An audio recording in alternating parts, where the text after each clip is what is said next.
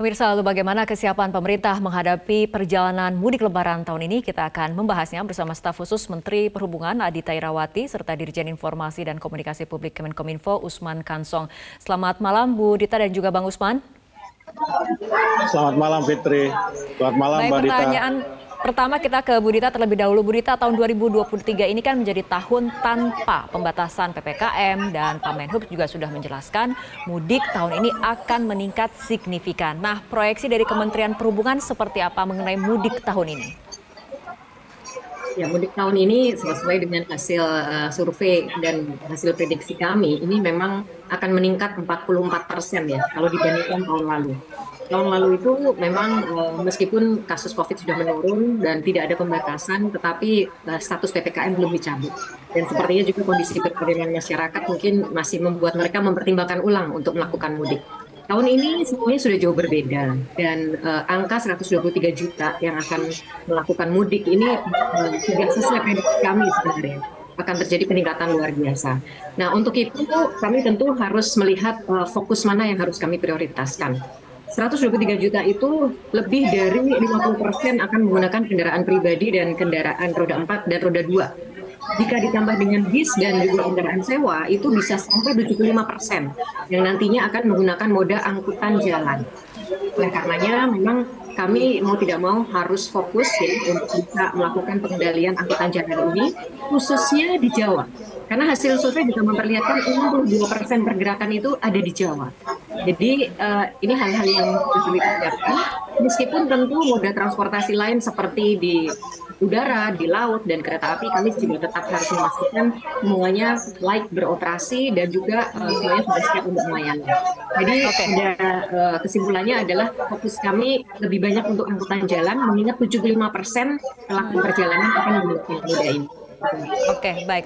Bang Usman, mengenai kelancaran kegiatan mudik tahun ini, salah satu juga faktor yang penting adalah komunikasi publik yang menjadi kunci penting dari kegiatan mudik tahun ini. Nah, kemudian strateginya seperti apa yang disiapkan oleh Kominfo? Ya, tentu saja strategi yang paling penting adalah kolaborasi dengan kementerian dan lembaga terkait. Dalam hal ini dengan Kemenhub sebagai leading sektor. Ya, kemudian juga dengan Korlantas, dengan PUPR, dengan pemerintah daerah, kita juga melakukan koordinasi dan kolaborasi. Dan kolaborasi itu kita wujudkan dalam bentuk semacam gugus tugas ya atau task force komunikasi publik. Dalam task force itu kita akan mengkomunikasikan setiap informasi yang terkait dengan mudik. Ya, misalnya kita nanti akan mengkomunikasikan dalam kesempatan pertama, misalnya ada perubahan pengaturan lalu lintas di jalur-jalur tertentu. Jadi intinya strategi paling penting dalam komunikasi publik adalah kolaborasi, koordinasi, dan juga transparansi begitu. Dalam arti kita akan menyampaikan kepada masyarakat ya transparan mungkin ya segala informasi yang perlu disampaikan kepada masyarakat dalam konteks memperlancar arus mudik tahun 2023 ini. Begitu Fitri. Baik, Bang Usman dan juga Bu Dita, dengan adanya proyeksi peningkatan signifikan dari para pemudik, lalu langkah ataupun upaya pengendalian seperti apa yang akan dilakukan oleh pemerintah. Nah, kita akan bahas mengenai masalah ini, tapi kita ikuti jeda berikut terlebih dahulu. Pemirsa, kita akan lanjutkan kembali perbincangan Bu Dita mengenai proyeksi adanya peningkatan secara signifikan dari pemudik di tahun ini. Artinya strategi ataupun upaya pengendalian apa yang sudah disiapkan dan akan dilakukan nantinya oleh pemerintah? Ya, tentu yang pertama adalah kita harus kolaborasi ya bersama dengan unsur terkait. Khususnya ketika kita bicara angkutan jalan itu adalah dengan pihak kepolisian RI lewat Korlantas dan juga dengan Kementerian PUPR maupun dengan pemerintah daerah. Juga tentunya dengan stakeholders lain untuk transportasi umum seperti operator dan juga otoritas-otoritas. Yang pertama. Yang kedua, tentu harus dilakukan persiapan sejak dini dengan melakukan pengecekan-pengecekan ke lapangan.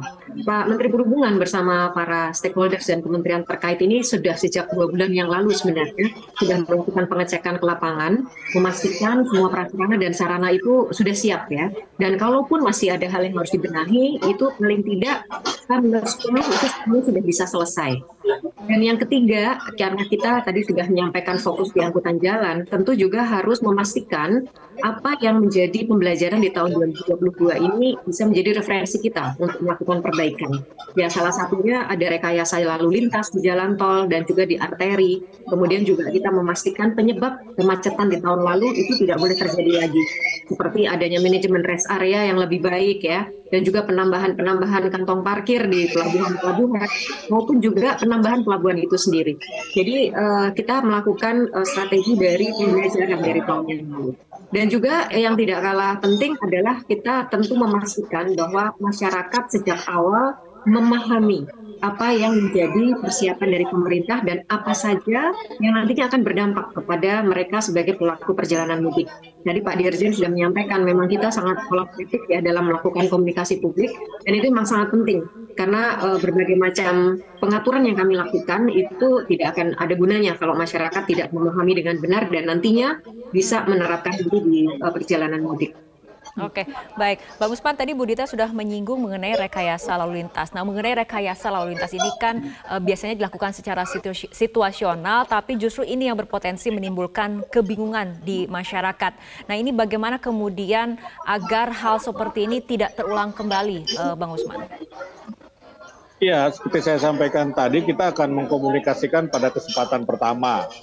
Ya, memang ada rekayasa lalu lintas yang dilakukan perencanaannya waktunya lumayan panjang begitu sehingga kita punya kesempatan mengkomunikasikannya kepada masyarakat secara luas. Ada juga rekayasa yang dilakukan sangat situasional sehingga waktu untuk menyampaikannya kepada masyarakat ini pendek ya. Tapi sekarang kan sudah tersedia sarana komunikasi yang bisa cepat ya, misalnya dengan media sosial.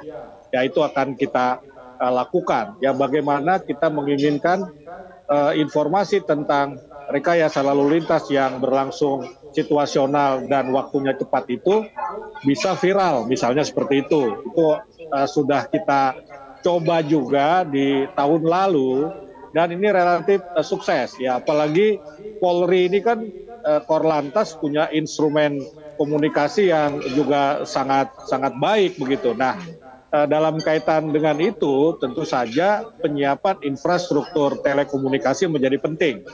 Yang menjadi penting, biasanya setiap tahun Menteri Kominfo itu akan mengecek ke lapangan kesiapan telekomunikasi, ya di jalur-jalur yang padat begitu, ya sehingga ketika ada rekayasa lalu lintas, ini bisa segera dikomunikasikan. Yang dikomunikasikan jangan sampai macet misalnya ya, karena jadi sudahlah macet nanti di darat, macet juga di telekomunikasi itu jangan sampai terjadi begitu. Nah itu kita lakukan. Kemudian Kominfo juga menerbitkan e-book ya, e-book mudik, panduan mudik. Nah di situ juga ada aplikasi ya, kira-kira seperti itu yang sifatnya live untuk memantau CCTV lalu lintas. Ya baik Kemenhub punya, yang dipunyai oleh Kemenhub, yang lalu lintas CCTV di Bandung, Jawa Barat, kemudian di Jawa Timur, live CCTV jalan tol BPJT misalnya. Ya ini semua kita siapkan, jasa marga. Jadi masyarakat tinggal mengunduh e-book ini dan kemudian bisa memantau ya situasi lalu lintas di tempat-tempat yang saya sebutkan tadi itu. Oke, baik Bang Usman dan juga Bu Dita, kita akan lanjutkan kembali perbincangan usai jeda. Kita akan banyak membahas mengenai tips-tips bagi para pemudik nanti dan juga kapan prediksi puncak arus mudik dan juga arus balik. Tapi kita ikuti jeda berikut terlebih dahulu. Pemirsa, kita akan lanjutkan kembali perbincangan. Bu Dita, informasi yang penting nih mengenai prediksi puncak arus mudik dan arus balik di tahun ini seperti apa, Bu? Ya, dari hasil survei kami, sebenarnya masyarakat ini punya animo tertinggi untuk mudik itu tanggal 21 April. Nah, ini yang di awal kami memang sangat mengkhawatirkan karena dikhawatirkan kepergian itu akan bertumpuk di satu hari itu. Nah, oleh karenanya pemerintah kemudian memutuskan untuk memajukan cuti bersama mulai tanggal 19 sampai dengan tanggal 25 April. Nah, mengapa ini dilakukan? Nah, karena ini kami berupaya untuk membagi tanggal keberangkatan mudik ya. Sehingga diharapkan bisa saja mulai 17 April masyarakat ini sudah bisa melakukan perjalanan mudik dan seterusnya sehingga perjalanan ini bisa terbagi di beberapa tanggal, tidak menumpuk di satu tanggal saja. Nah, ini puncaknya memang kita prediksi akan terjadi pada tanggal 18, 19 sampai dengan tanggal 21 April itu sendiri perjalanan mudik. Sementara arus balik kita prediksi ada dua arus balik ya. Yang pertama 24 sampai 26 April dan selanjutnya pada tanggal 29 sampai dengan 31 April. Jadi ini satu yang sudah kami prediksi dan tentu kami melakukan berbagai upaya ya agar puncak mudik ini tetap dapat terkendali. Ya, antara lain tadi yang sudah saya sebut ada rekayasa lalu lintas, ada berbagai macam manajemen di rest area dan sebagainya. Nah, harapannya masyarakat ini bisa memajukan tanggal keberangkatan sehingga tidak berdesakan di tanggal yang sama. Begitu juga ketika arus baliknya, meskipun arus baliknya relatif lebih terkendali karena lebih tersebar gitu. Tidak seperti gitu. Oke, faktor-faktor ataupun hal apa saja yang harus sangat diperhatikan oleh para pemudik baik yang menggunakan moda transportasi darat, laut, udara ataupun menggunakan kendaraan pribadi, Bu Dita? Mohon maaf Mbak, bisa diulang lagi pertanyaannya? Oke, faktor apa saja yang harus diperhatikan dan juga diwaspadai oleh para pemudik baik mereka yang menggunakan moda transportasi darat, laut dan juga udara?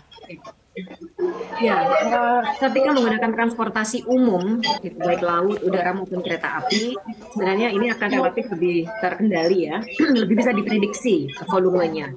Yang penting bagi masyarakat adalah mereka diharapkan bisa membeli tiket sedini mungkin, gitu ya, karena dengan memegang tiket ini juga dipastikan nanti ketersediaan dari seats untuk kemudian perjalanan mudik itu bisa dipastikan sejak awal. Kemudian yang kedua, ini juga bahwa yang kesiapan dan prasarana-prasarananya itu sudah kami pastikan bisa melayani dengan baik. Jadi ya diharapkan nanti masyarakat pun bisa melakukan perjalanan dengan nyaman. Nah, mungkin yang cukup menjadi isu yang sensitif atau yang perlu menjadi perhatian khusus adalah perjalanan menggunakan kendaraan pribadi. Karena ini kami tidak bisa memastikan bahwa macet pasti akan terjadi. Masalahnya bahwa macet ini bisa dikendalikan atau bisa diatasi berapa lama, itu tentu yang kami harapkan bisa diatasi secepat mungkin.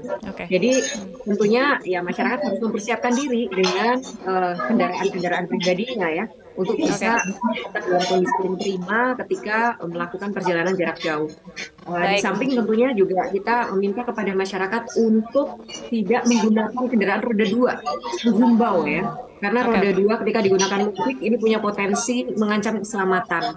Apalagi jika dilakukan dengan muatan yang berlebihan. Jadi ini juga kami mengharapkan masyarakat untuk memastikan hal ini supaya nanti perjalanannya selain aman juga tentunya bisa nyaman gitu ya dan sampai di tempat tujuan. Mbak Dita, oke kita ke Bang Usman. Ini mengenai rencana ataupun upaya dari pemerintah yang bersama swasta menggelar mudik gratis untuk mempermudah warga ke kampung halaman. Ini diprediksi akan bisa memotong angka kepadatan berapa persen sebetulnya, Bang Usman?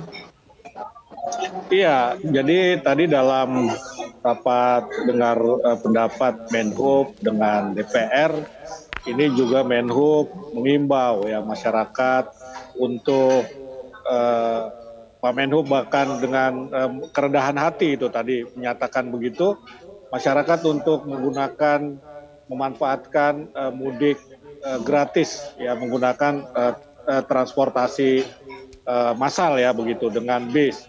Nah, ini tentu saja akan mengurangi kepadatan dibandingkan dengan menggunakan kendaraan pribadi. Artinya juga kita mengimbau perusahaan swasta ya terutama di kementerian dan lembaga terutama perusahaan swasta lah untuk memperbanyak mudik gratis ini sehingga persentase tadi yang Anda tanyakan itu bisa ya kemacetan bisa ditekan lah begitu ya, bisa dikurangi karena makin banyak orang yang mudik dengan transportasi massal, dengan bus misalnya, dengan program mudik-mudik gratis. Ya angkanya kita berharap ya bisa mengurangi 30% saja itu sudah baik lah saya kira begitu ya.